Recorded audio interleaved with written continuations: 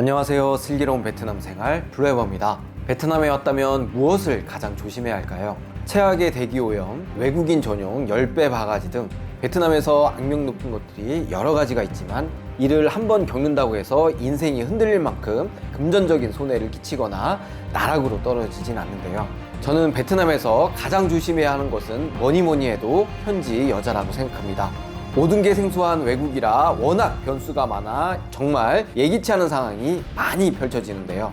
의사소통 문제로 인해 문제가 생겨도 스스로 해결하기가 무척 어렵기 때문에 현지인이 작정하고 벗겨먹으려고 달려들면 외국인으로서 속수무책으로 당하기가 무척 쉽습니다. 오늘은 쉬쉬하다가 인생 한 방에 가는 베트남 매춘에 대해 집중 공략하도록 하겠습니다. 무조건 참고하시어 베트남에 온 모든 분들 한 분도 빠짐없이 집에서 집으로 안전하게 돌아가시기를 간절히 기원합니다. 자, 그럼 믿고 따라오시죠. 출발합니다. 베트남은 여기서부터 저기까지는 나라에서 지정한 매춘이 허용되는 구역이다 하는 곳은 없지만 가라오케, 마사지샵, 이발소, 심지어 시골 카페, 뒷방까지 일상 속의 매춘이 워낙 널리 퍼져 있기 때문에 외국인으로서 매춘에 대해 별다른 생각이 없이 당연히 합법이라고 생각하기 쉬운데요. 그러나 베트남에서 매춘은 모두 불법입니다. 베트남에 왔다면 전국 어디서라도 흔히 볼 수 있는 수많은 마사지샵을 볼 수 있는데요.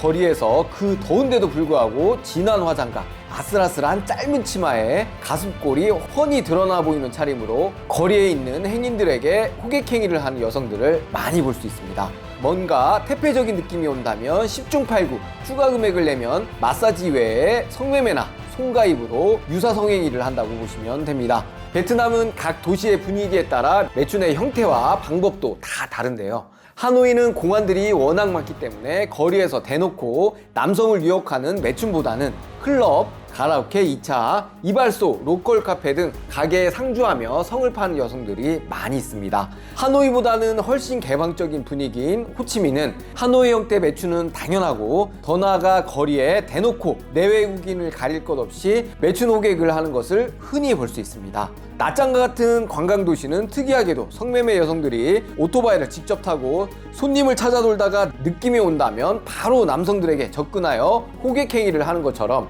각 도시별로 다양한 형태로 매춘 호객을 하고 있는 상황입니다. 이와 별개로 베트남 전역에 매춘을 전문 업으로 하는 여성이나 일반인 할 것 없이 데이트 앱을 이용해 스마트폰으로 언제 어디서나 베트남 전역에서 쉽게 성매매를 할 수 있습니다. 한국 사람이 어플에 입장만 해도 근처에 있는 매춘 여성으로부터 수십 개의 메시지가 동시에 날라오는 것을 쉽게 볼 수 있는데요. 출장 마사지를 빙자한 성매매 역시 주요 베트남 성매매 루트입니다. 또한 외국인이 많지 않는 베트남 중소도시는 현지인의 다양한 수요에 따라 여러 장소에서 다양한 형태로 성매매를 하는 것을 쉽게 볼 수 있습니다. 공안의 감시를 피하기 위해 특정 호텔이나 일반 가정집에서 조직적으로 매춘을 알선하는 것은 물론이고 환자를 위한 병원 내 성매매나 심지어 대학교 기숙사까지 재학생을 타겟으로 한국 돈 10,000원도 안 되는 금액에 여성의 성을 파는 것을 흔히 볼 수 있습니다. 이에 베트남 일상에서 매춘은 특별한 것도 아니고 마음만 먹으면 언제 어느 때라도 얼마든지 할 수 있는 유흥의 일부가 된 지 오래입니다. 여성들이 돈을 벌기 위해 몸을 파는 경우가 대부분이지만 포주가 가족이나 남편인 경우가 많고 여성이 성을 파는 것 역시 서로 인지하고 있는 경우도 많아 매춘에 대한 사회적 인식이 한국과 확실히 결이 많이 다름을 느낄 수 있습니다. 베트남에서 단순히 성매매 단속을 안 한다고 해도 매춘이 불법인 것은 변하지 않는데요. 이는 현지에서 성매매를 한다면 언제라도 나를 다시 올가매는 것이 될 수 있음을 의미합니다. 이발소나 마사지샵 등 업소 내에서 이루어지는 성매매는 그래도 평소 업소 사장이 지역 관할 공안에 정기적인 상납을 하기 때문에 아무래도 단속의 위험이 덜하지만 그래도 누군가가 작정하고 신고를 하거나 정기적인 일제 성매매 단속인 경우 아무리 평소 상납을 잘해왔다고 하더라도 벗어날 방법이 없기 때문에 결코 베트남에서 성매매 단속으로부터 완전히 자유로울 수는 없습니다. 성매매 시 일어나는 셋업 범죄는 일반적으로 데이팅 앱에서 개인적으로 만난 매춘에서 대부분 일어나는데요. 특히 외국인은 현지 상황에 미숙할 수밖에 없어 셋업 범죄자들의 집중 타겟이 됩니다. 숙소나 호텔 등 매춘 현장에 갑자기 공안이나 여자의 가족이라 사칭하는 사람들이 들이닥쳐 바로 나를 막장 드라마 주인공으로 만들어주는 것이 클래식한 베트남 셋업 범죄의 전형입니다. 데이트 어플에 보이는 미모의 여성들 전부가 성매매를 목적으로 접근한다고 보면 되고, 간혹 흔히 볼 수 있는 일반 외모라고 하더라도 매춘이 목적인 경우가 많은데요. 어플에 보이는 여성들은 외국인 상대로 이미 수많은 경험이 있는 말 그대로 꾼이고, 그저 나를 돈 많은 호구로 본다는 것을 잊으시면 안 됩니다. 지금 보고 있는 미모의 베트남 여성과의 로맨스는 나 혼자만의 생각임을 아셔야 하는데요. 어플에 있는 여성들의 사진 자체도 본인 사진이 아닌 페이스북, 메신저, 프로필 사진 등에서 긁은 남의 사진이 대부분입니다. 이에 사진만을 보고 동일 여성이 나오기를 기대하고 만난다면 실제 만남 시 사진과 생판 다른 여성이 나올 수도 있다는 것에 대해 마음의 준비를 하시기 바랍니다.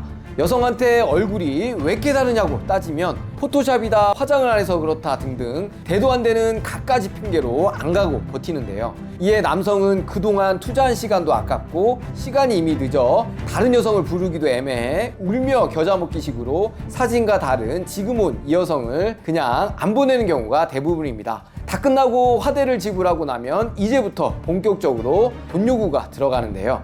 다짜고짜 명분도 없이 팁을 달라고 하는 것부터 여기 오느라 밥대를 놓쳤다, 밥값을 달라, 왕복 차비를 달라 온갖 이유로 이미 지불한 화대 말고 추가 금액을 요구하며 화를 계속적으로 돋구는데요. 돈, 무슨 돈? 이미 다 줬잖아. 더 뭐? 라고 반문하면 갑자기 정색하며 지금 성매매한 거 공안한테 다 신고한다고 협박이 시작됩니다. 베트남어로 어딘가 전화를 하면 바로 근처에서 기다렸다는 듯이 이내 공안 복장을 한 현지 남성들이 와서 소리를 지르고 수갑을 들이밀며 구속할 것 같은 분위기를 조장하며 협박을 시작합니다. 지금껏 데이트 어플에서 여성과의 나눈 대화는 고스란히 성매매 현장 증거가 된다며 일당 중 하나는 험악한 분위기를 조장하고 다른 하나는 진정시키며 피해자를 달래는데요. 결국은 한국 돈 20만 원에서 30만 원을 달라는 돈 얘기가 나오면서 그 금액을 주면 너만 특별히 없었던 일로 하고 깔끔하게 여자 데리고 나간다며 감추고 있던 본색을 드러냅니다. 일단 셋업 상황이 펼쳐져 외국인이 무서워하고 당황하면 당황할수록 협박 금액이 올라가고 그들에게 유리한 상황으로 돌아간다고 보시면 됩니다.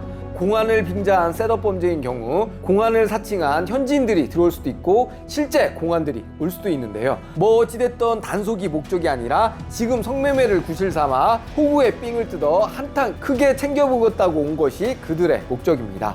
그러나 사전에 베트남에서 외국인에 대한 성매매 처벌의 한계를 정확하게 알고 있으면 당황하지 않고 침착하게 대응할 수 있습니다. 베트남에는 형법상 성매매 관련 처벌 항목이 없고 적발돼도 100만 동에서 200만 동, 한국 돈 5만 원에서 10만 원 정도의 벌금만 내면 풀려나는 것을 사전에 꼭 인지하셔야 합니다. 어찌되었던 공식적으로 베트남에서 외국인에게 성매매 처벌로 200만 동, 즉 10만 원 이상 뜯을 수 없으므로 성매매 셋업 범죄 상황이라도 너무 당황할 필요도 없고 10만 원 안에서 쇼부를 보시고 그 이상을 요구한다면 그냥 법대로 하자고 버티면 요구하는 금액이 급격히 낮아지는 것을 볼 수 있습니다. 여기까지가 순한 맛이고 진짜 위험한 셋업 범죄는 따로 있는데요. 바로 미성년자와의 성관계입니다. 베트남에서도 18세 미만의 미성년자와 성관계를 하는 것은 최대 징역 7년까지 때릴 수 있는 중범죄로 내 외국인을 안 가리고 엄격하게 처벌합니다. 여행이든 체류든 어찌됐든 베트남 영토에서 저지른 범죄는 현지 형법에 따라 동일하게 처벌되며 아무리 현지 상황을 잘 모르는 외국인의 함정 상황이라고 하더라도 일단 한번 걸리면 빼도 박도 못해 한순간의 방심과 실수로 졸지에 베트남에서 징역살이란 새로운 인생이 시작될 수 있습니다. 특히나 베트남 여성은 평상시 그나마 자주 접하는 한국 여성보다 평균 키와 덩치도 더 작고 뼈대 자체도 가늘기 때문에 베트남 여성을 본다면 정확한 실제 나이를 가늠하기가 쉽지가 않습니다. 특히나 술이 한 잔 들어가면 분위기에 휩쓸려 옆에 있는 여자가 미성년자인지 성인인지 구분도 못하는 상황은 정말 위험한데요. 남성의 만취 상황을 이용하여 일부러 미성년자를 앉혀 베트남에서 셋업 사기에 당하는 경우가 특히 많이 있습니다. 일단 일이 벌어져 잡혀 들어가 나는 아무것도 모른다고 해봤자 가게 역시 여자가 미성년자인지 몰랐다 잡아떼는 경우가 대부분이고 어찌됐든 미성년자 건은 바로 현행범으로 체포된다고 보시면 됩니다. 미성년자 건으로 구속된다면 정말 한순간에 그동안의 모든 것을 베트남에서 다 잃을 수도 있으므로 개인적인 만남이 됐든 술집에서 만났던 조금이라도 어려 보이고 미성년자가 의심된다면 반드시 신분증을 확인하시고 애초에 찜찜한 느낌이 들면 처음부터 다른 여성을 만나는 게 베트남에서는 베스트입니다. 처음에 본인이 미성년자가 아니라고 하는 현지 여성의 말만 믿다가 나중에 베트남에서 어떤 상황이 펼쳐질지는 아무도 모르기 때문에 다른 건 몰라도 미성년자만큼은 사전에 반드시 경각심을 가지고 주의하시는 것이 무엇보다 가장 중요합니다. 베트남 매춘에서 주의할 점은 또 있는데요. 바로 에이즈 감염입니다. 우리나라 보건복지부에 해당하는 베트남 통제부 2023년 통계에 따르면 베트남은 현재 전체 총 23만 명 이상의 에이즈 보균자를 발견하였는데요. 에이즈 감염 경로도 수혈이나 치료 중의 감염보다는 성관계를 통한 전파가 65%에서 82%로 급격히 증가하고 있는 추세입니다. 참고로 한국 전체 에이즈 감염자는 15,000명 정도로 아무리 인구가 한국보다 많은 1억 인구라고 하더라도 에이즈 감염자 수가 한국보다 10배가 넘는 것은 그냥 시시하기에는 정말 심각한 상황이라고 하겠습니다. 베트남은 아시다시피 국가에서 언론 통제를 하기 때문에 나쁜 뉴스는 거의 내보내지 않는데요. 사회적으로 에이즈를 터부시하고 단순히 개인의 불행으로만 여겨 사실상 국가적으로 환자에게 손을 놓고 있는 상황입니다. 세계적으로 의학의 발달로 에이즈는 치료약을 잘 먹고 관리만 잘한다면 당뇨와 같은 만성 질환으로 여기는 추세이지만 이는 에이즈 치료약을 잘 먹고 국가에서 잘 관리를 받는다는 전제가 꼭 필요합니다. 에이즈 치료제는 하루 이틀 먹는 것도 아니고 국가에서 최소한 어느 정도 지원이 필요한데요. 베트남은 특별한 지원이 없어 베트남에서 감염이 된 경우 본인이 에이즈 감염이 된 것을 알면서도 병을 스스로 키우고 결국에는 별다른 치료도 못 받고 고통스럽게 죽음에 이르는 것이 일반적인 상황입니다. 이에 한국을 비롯한 선진국 에이즈 보균자가 발병으로부터 평균 20년 이상 사는 것과 달리 베트남에서 에이즈 보균자 수명은 발병으로부터 7년 정도로 타 국가보다 반도 못 미치는 상황입니다. 적절한 에이즈 치료제를 처방받지 못해 에이즈 전파력도 무척 센데요. 베트남에서는 대부분 본인이 에이즈에 걸렸다는 사실 자체를 모른 채 성매매를 하다가 심각한 에이즈 증상이 몸에서 나타날 때 비로소 에이즈 감염 사실을 인지하는 경우가 대부분입니다. 현재 베트남 에이즈 보균자는 2023년 통계치 23만보다 실제 감염자 수는 최소 5배에서 10배까지 추산하고 있는데요. 아시다시피 가장 치명적인 에이즈 감염 경로는 남성 간의 성관계입니다. 베트남도 최근 성전환 선진국 옆나라 태국으로부터 완벽히 여성으로 변신한 트랜스젠더가 꾸준히 늘고 있는데요. 이에 베트남에서도 트랜스젠더를 어렵지 않게 볼 수 있습니다. 베트남에서 성매매는 어떠한 상황이라도 이유를 불문하고 반드시 콘돔 착용은 필수이며 항상 셋업 범죄를 당할 수 있음을 무조건 염두에 두시길 바랍니다. 베트남 매춘에 관한 이야기는 여기까지입니다. 영상이 도움이 되셨다면 구독, 좋아요, 알림 설정 꼭 부탁드리고요. 저는 베트남에 대해 좀 더 도움이 되는 영상으로 다시 찾아뵙도록 하겠습니다. 오늘도 영상을 시청해 주셔서 진심으로 감사드립니다.